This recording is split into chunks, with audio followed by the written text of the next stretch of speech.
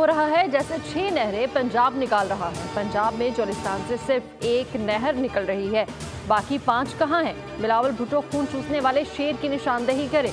Ballot paper वाला शेर तो खून नहीं चूसता। वज़ीर-ए-आज़म मुशीर बराए वज़ीर-ए-आज़म राना सनाउल्लाह की बोल न्यूज़ के प्रोग्राम तब्दीली में गुफ्तगू, देखें कुछ देर बाद।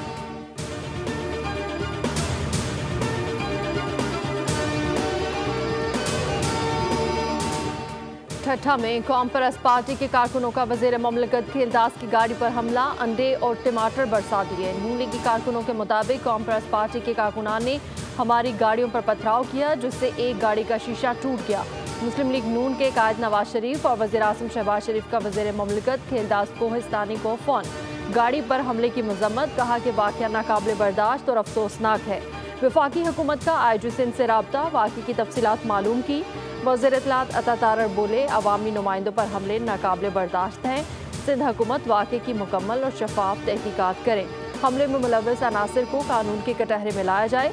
वज़ीर आला सिंध की शदीद अल्फाज में मुज़म्मत। DIG हैदराबाद को हिदायत की कि मुल्ज़िमान को गिरफ्तार करके रिपोर्ट दी जाए।